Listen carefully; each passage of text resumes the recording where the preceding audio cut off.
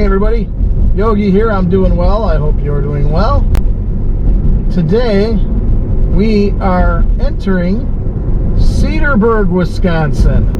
Don't know if I'm going to stop here yet today and film. It's a neat little town. I've mentioned on this channel before that I have a love-hate relationship with Cedarburg, and I don't know if I want to film today. I guess it's depending on how busy it is downtown, because it's a very touristy, busy area. So we will be approaching that in just a few minutes. On the left side is the Cedarburg, actually the Ozaukee County Fairgrounds. That is on the left side here. Turning the camera a little bit. Right there, that's the Ozaukee County Fairgrounds. They have a big Maxwell Street Days every couple of Sundays. I think it's a Sunday, a couple Sundays out of the summer. It's a very beautiful little town. Lots of cream city brick buildings. Right here. There's woolen mills over there. We've got lots of shops, lots of wineries, places to dine. There's Maxwell's bar. I don't know. It's looking kind of maybe not that busy. I don't know.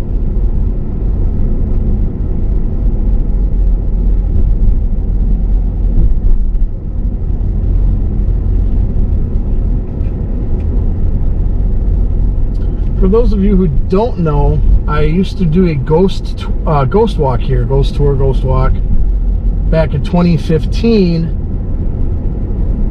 and was going to do the ghost walk. I wanted to make this an annual thing, and my first year, you know, I just wanted to get a feel for how it was, and it was great. Very successful.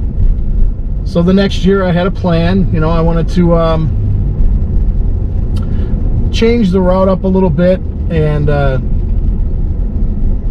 the tour up a little bit as well. So the first year I did the tours, I got a phone call from the City Hall saying that I needed a parade permit and insurance to do the tour. Okay. It was during the season that I had been doing it. I talked to the former owner of the tours, who gave me the script, and she was very kind. Her name was Lauren. She gave me she gave me the script for the tour. She gave me some paranormal equipment. She gave me a bunch of stuff, and she was moving to Utah, so she's like, you know, I'm looking for somebody to take over the tour. And I'm like, oh yeah, definitely, I'll take over this tour, because I love this area, and I thought it would be cool. And so during the year, I get a call from City Hall saying that I needed a parade permit and insurance to continue to do the tour. I'm like, okay, you know. But when she ran the tours, now she lived in Cedarburg. I did not. I lived in a different county, West Bend. This is Ozaukee County. I lived in Washington County. And she never had that issue. She never had to get a parade permit. She never had to get insurance. And insurance is expensive. I mean, if you're going to have to pay for insurance, your ghost tour needs to be successful. So I ended up getting a parade permit and getting insurance, which ate into my profits for the year, which, okay, fine, but that's what they wanted. So 2015 was a success. 2016, I went to City Hall to let her know that I was changing the route plan, and right away this lady starts giving me attitude. She's saying that I had issues on my tour the last year, and I said, really? Because I don't recall having any. Can you prove that there were issues on my tour last year. Now, the problem is that Cedarburg is a very tight community. It's almost like a pay-to-play community, I guess you could say. She starts giving me all this attitude and problems, and she says, you need your insurance and a parade permit. And I said, well, I'm not getting insurance unless I have a definite okay to do the tour. And she refused basically to tell me that that it was okay. She said I had to get the insurance first. I said, look, I'm not paying hundreds of dollars for insurance for something that you're going to turn around and say no to. Then I'm out $400 and something dollars for insurance for the tour. So I need to know yes or no. Can I do the tours or not? It was this big little game. She refused to say yes. And I said, well, look, I'll go to the mayor. I'm gonna. What's the issue here? Well, I actually worked in Cedarburg at the time at a grocery store, and I was getting flack from people I worked with, saying, you didn't donate enough money to institutions, and they'd throw a paper down, in front of me and say, this is how it's done here. Apparently there's a haunted house they did at the fairgrounds where they donated money. Fine. Again, it was my first year in 2015. I did not know what to expect. I wanted to see how things would turn out. 2016, I had a plan. I was going to donate money to various charities. And I actually had the store director at that time who, after I, told him that the tours weren't happening and stuff, he actually laughed in my face. I didn't appreciate that. So you know what I did? I worked the next day and then I quit. I let them know I was working one more day. I said, I'm not going to work with people like that here who laugh in my face when my little, when my tour gets shut down by the city because politics or whatever. I wasn't giving enough money away to charity. I never got the chance to. Maybe in September or October, I will come down here and I will do the whole ghost tour and film it and just put it up on YouTube. I know there was another woman, Allison Jorlin, her name is. She does the Milwaukee ghost tours. Her and her brother have a pretty good business going. They have a bunch of cities where they do ghost tours. She asked me if it was okay if I took over the ghost tour, or if she took over the ghost tour in Cedarburg, and I said, Allison, go ahead. Good luck though, because I told her basically the issues that I ran into. And as you can see, it's a beautiful town, beautiful structures, very well maintained. I have my hate relationship with, I shouldn't say hate relationship. I have an issue with like West Bend because they're putting up all this modern stuff that just doesn't fit in with the old stuff. But here in Cedarburg, they kept the charm of the old downtown area, and I love that. I mean, I still love Cedarburg. I haven't been back to spend money or anything in Cedarburg. I was kind of my attitude was, okay, they didn't want my I was bringing in people to stay overnight there. I was bringing in people who would eat and dine and spend money in Cedarburg. So I was bringing revenue to the city. But for some reason, since I was an outsider, wasn't a local kid or a local guy, they decided to put the kibosh on it, and that was too bad. So as far as I know, Allison, I don't know if she attempted to do the tours or not, but to my knowledge, there's still no ghost tours here. There is I did have competition from the cultural center here in Cedarburg, and issues with them too, because they did a walk in October, like 1 or 2 days. That's it. Like a spooky kind of mystery downtown Cedarburg tour where they were all dressed up, and you know, my tours would walk by their tours, and I would say hello to the people, and I'd get these looks, and one lady actually kind of went like that, you know, like, well, pardon me, but you guys want to do a ghost tour? Do a ghost tour. You know, they're only doing it a couple times a year during Halloween. I mean, 1 or 2 times. It's a shame. It's a shame what happened, but that's what happens when you have unfortunately politics. You know, you've got a town here where you gotta kiss the government's butt and pay to play. And again, all this could have been settled had she just said yes or no to me doing the tour again, so I could get the insurance. I wasn't gonna buy the insurance, come back here, and have her tell me we're not letting you do the tour. Then I'd be out, you know, hundreds of dollars.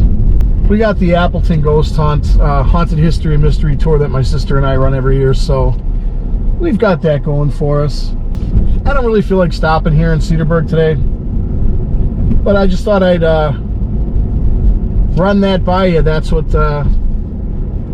that's why I haven't filmed Cedarburg yet. It's very close to my house, about 10 miles away. In case anybody's wondering, gosh, she hasn't filmed Cedarburg yet. Now you know why.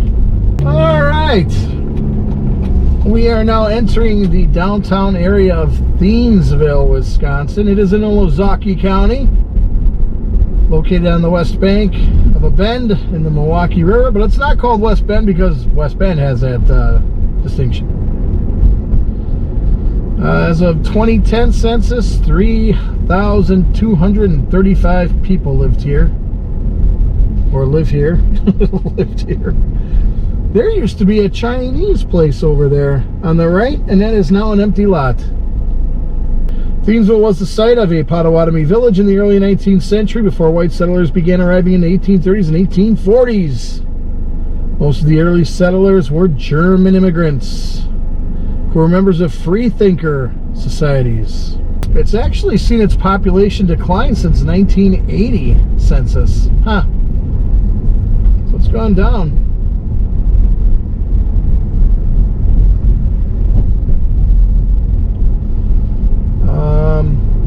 The village is, the racial makeup of the village is 93.3% white, 1.7% African American, 0.4% Native American, 2.1% Asian, and 0.5% from other races, and 1.9% from that of 2 or more races. Hispanic or Latino were 2.8% of the population.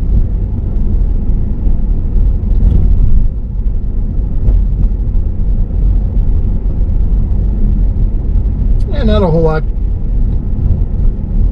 in this area. I mean, there's some stuff, but not a whole lot. Notable people. There's 2. Glenn Grothman, United States Congressman serving Wisconsin's 6th Congressional District, and William Carbies Zimmerman, who was an architect. He was born in Thiensville. And coming up on the right is the pool, community pool. It's not open yet. It's 11:45, so it should be open soon, though. That looks refreshing. Oh, there's people in there. There's 2 people in there. It's a nice day. It's in the 80s, low 80s. Let's see. No, it's actually 74 degrees. I was way off.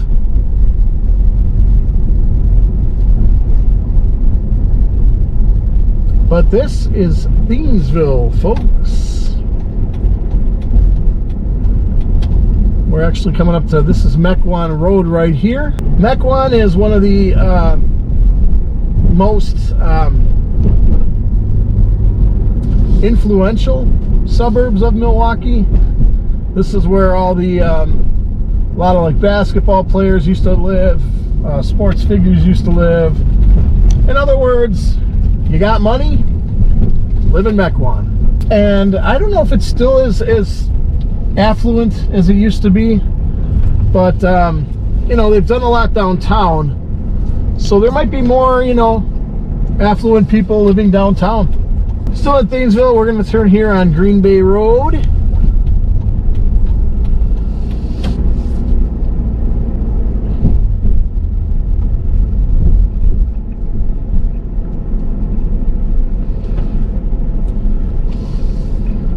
There's the Milwaukee River. It's a mix of new, old. It's kind of Cedarburg-ish, but on a smaller scale.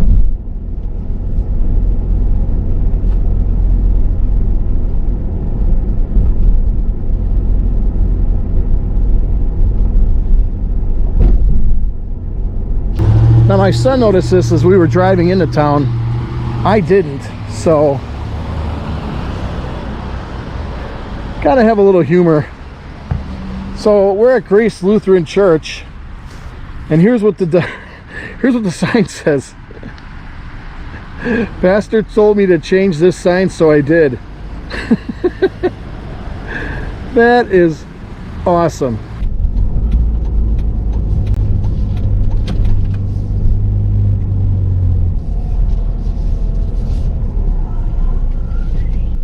We're going to stop by Wayne's Drive-In here in Cedarburg.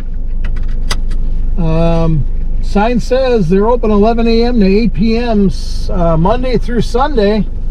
Today is Monday. It is after 12 noon, and Wayne's is not open. So,